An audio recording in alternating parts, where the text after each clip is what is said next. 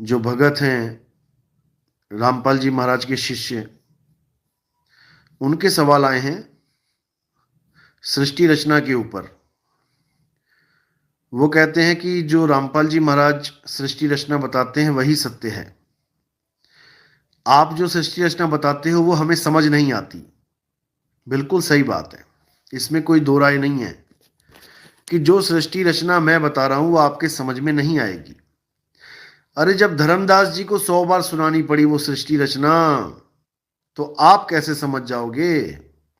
आप भी नहीं समझ पाओगे, आपको भी 100 बार सुनानी पड़ेगी, तब भी नहीं समझ पाओगे आप। तो वो 100 बार सुनाने के बाद तो समझ गए थे। तुम्हारा तो ये हाल है कि तुम 1000 बार सुनाऊंगा तब भी नहीं समझ में आएगी, और 1000 बार सुना चुका हूं मैं, तब भी आपके समझ में नहीं आई। तो जैसे सृष्टि रचना पे सवाल करेंगे आज, शंका समाधान हो जाएगी आपकी, और इन भक्तों को बहुत अच्छा हौसला भी मिलेगा जो रामपाल जी के भगत, 12वें पंथ के भगत, उनको छोड़ छोड़ के हमारे पास आए हैं।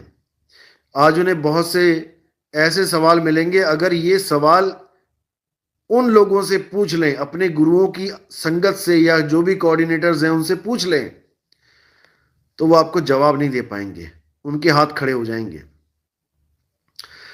तो पहला सबसे बड़ा कारण क्या है उनकी सृष्टि रचना गलत होने का?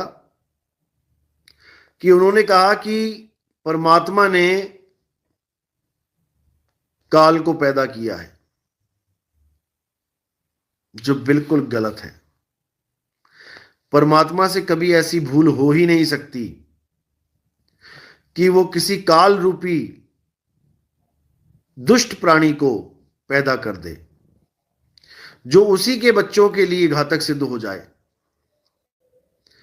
ऐसा कभी हो ही नहीं सकता। ये तो गलती है, त्रुटि है, भूल है, और परमात्मा कभी कोई भूल नहीं करता। जैसे वैज्ञानिक होते हैं, एक ऐसा रोबोट बना दिया जो वैज्ञानिकों के लिए ही खतरा बन जाए, जनता के लिए ही खतरा बन जाए, तो ये भूल इंसान से हो सकती है, ये परमात्मा से नहीं हो सकती। कि कोई कहे कि परमात्मा ने काल भगवान पैदा कर दिया और काल भगवान जीवों को खा रहा है, वो भी परमात्मा ने श्राप दे दिया 1 लाख जीवों को खाने का। काल भगवान अपनी मर्जी से नहीं खा रहा है, 1 लाख जीवों को खाने का श्राप दे दिया परमात्मा ने। बताओ, श्राप दिया या उसकी मौजें लगा दी पेट भरने की? काल भगवान को श्राप दिया होता तो ऐसा दिया होता कि भूखा मर, खाने को कुछ ना मिले। ऐसा श्राप तो समझ में आता है। ऐसा श्राप कैसा है कि 1 लाख जीवों को खाएगा? ये तो वो हो गया मटर चिकन सब खाएगा मजे से, पनीर टिक्का। ये बिल्कुल गलत सृष्टि रचना है। 1 लाख को खाएगा रोज, 1.25 लाख को पैदा करेगा।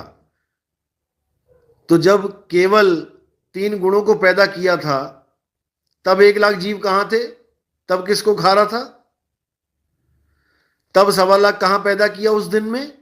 जब श्राप ही मिल गया कि 1 लाख रोज पैदा करेगा, 1.25 लाख और 1 लाख रोज खाएगा, तो रोज का मतलब रोज होता है, एक भी दिन मिस नहीं होना चाहिए, क्योंकि परमात्मा का श्राप है भाई। तो जब पहली बार त्रिदेव आए तो उस वक्त तो 1 लाख थे ही नहीं, तो मारेगा कहां से? और 1.25 लाख पैदा कहां से कर देगा?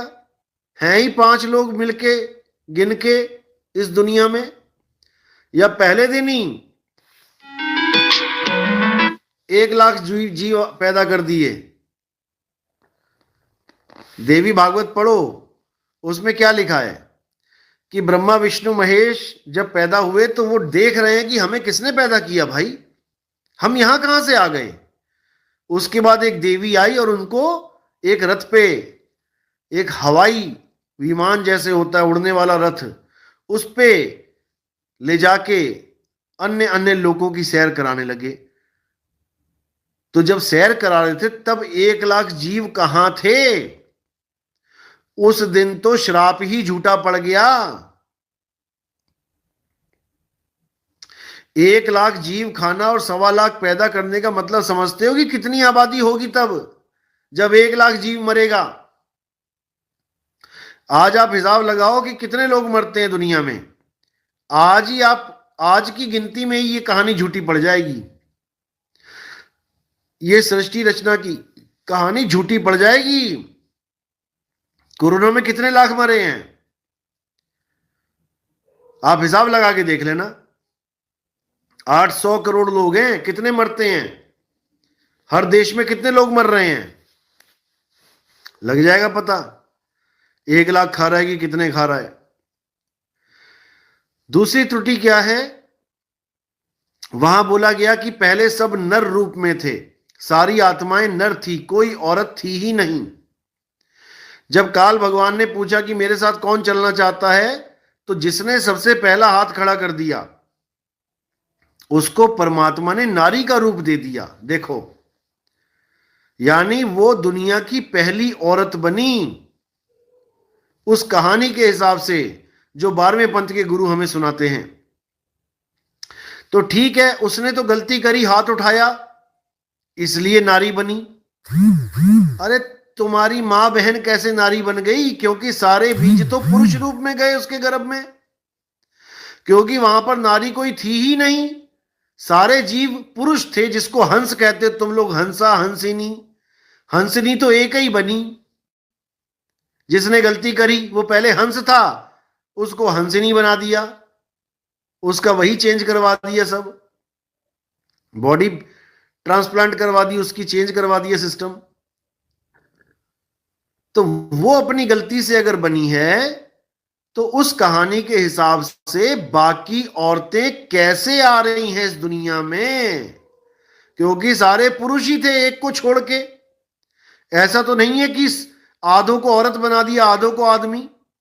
जिसने पहला हाथ उठाया उसको स्त्री का रूप दिया गया, तो ये बाकी कहां से आ गई? और सतलोक में कहते हैं कि स्त्री भी रहती हैं, पुरुष भी रहते हैं। तो जो लोग यहां आ गए, जो लोग यहां पर बैठ गए आके सारे के सारे, तो वहां पर तो स्त्री कोई होनी ही नहीं चाहिए थी, क्योंकि वहां तो पहले भी सारे पुरुष थे। तो वहां हंसा हंसनी कैसे हो गए भाई? जब पहली बार सतयुग में कबीर साहब किसी जीव को लेके गए, तो वहां पे हंसा और हंसनी कैसे हुए? वहां लेडीज कैसे आ गई? तो ये बहुत बड़ा सवाल है,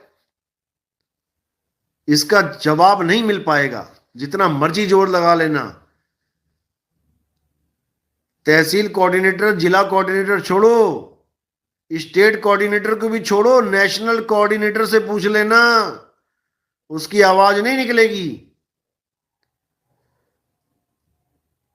तो ये सृष्टि रचना केवल संकेत मात्र सृष्टि रचना है, डुप्लीकेट है ये।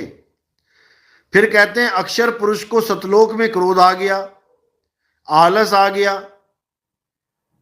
तो भाई क्रोध और आलस तो गुण है, गुण में भी दुर्गुण है।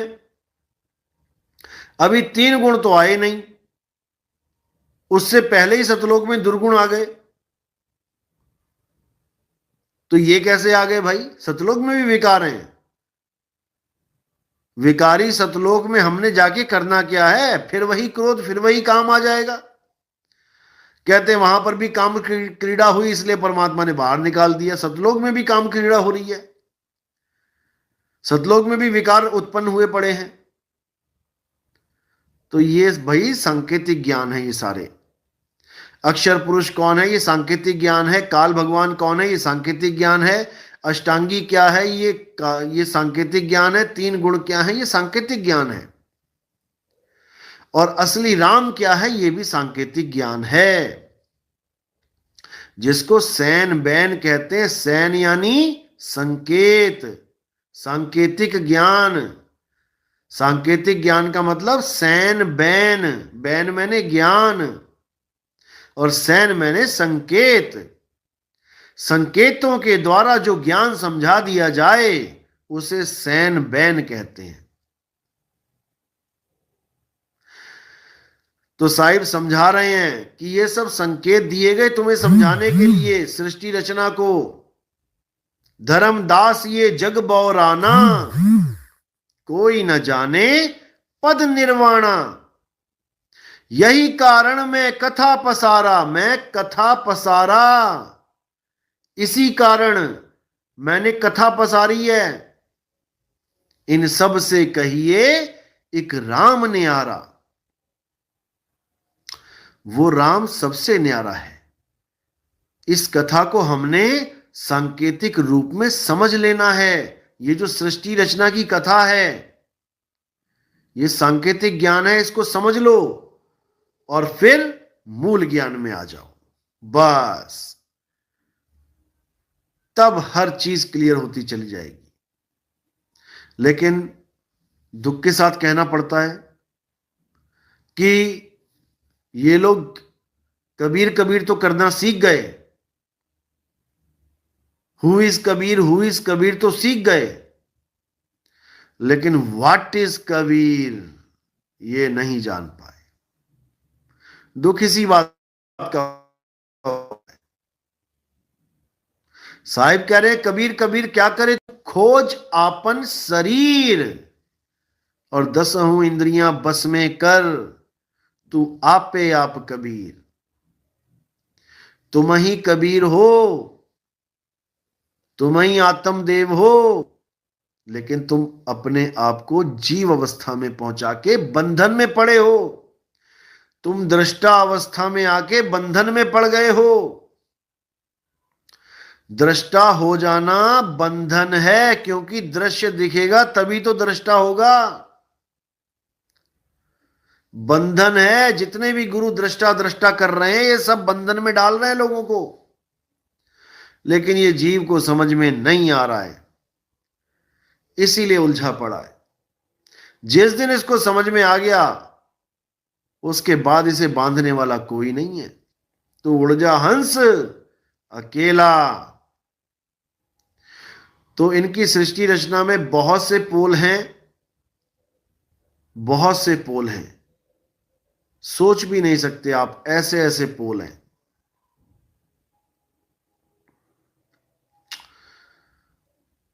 तो सृष्टि रचना को अच्छी तरह समझना है। हमारे मूल ज्ञान आप सुनेंगे, समझेंगे, आपको हर चीज समझ में आने लग जाएगी।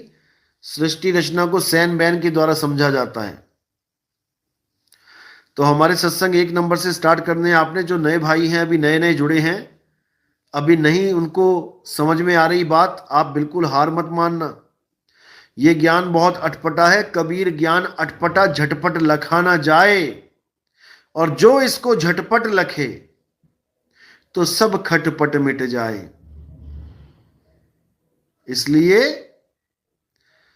हार नहीं माननी है। सुनते जाओ, सुनते जाओ। परमात्मा की कृपा कब हो जाए पता भी नहीं लगेगा। कब आपको मेरी एक एक बात समझ में आने लग जाएगी।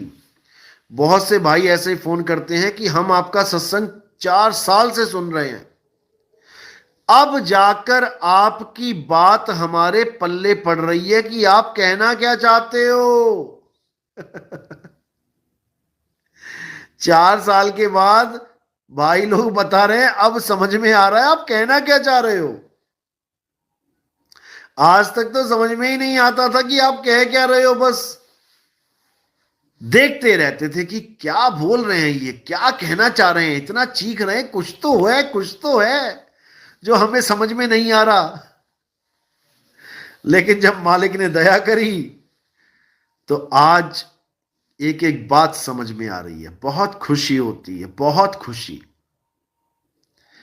जब मेरे परमात्मा का एक भी जीव हंस जागता है तो दिल बाग बाग हो जाता है, गार्डन गार्डन हो जाता है, क्योंकि अब उसको मुक्ति मिलेगी। जिस कारण उसने इंसानी चोला लिया, अब उसे वो चीज मिलेगी, और जब उसको वो चीज मिलेगी तो वो निहाल हो जाएगा। और उसकी खुशी का अंदाजा लगा के मुझे इतनी खुशी होती है कि मैं क्या बताऊं। तो बहुत जरूरी है जीवों का जागना, बहुत जरूरी है। उलझाने वाले लाखों बैठे हैं, लाखों। हमारे YouTube चैनल के अलावा आपको जितने भी चैनल ज्ञान वाले दिख रहे हैं, आप यकीन नहीं करोगे, सबके सब या जीव ज्ञानी है, या ब्रह्म ज्ञानी है, या तत्वज्ञानी है, या दृष्टा ज्ञानी है। इन्हीं चार कैटेगरीज में उलझा उलझा के मार रहे हैं सबको ये।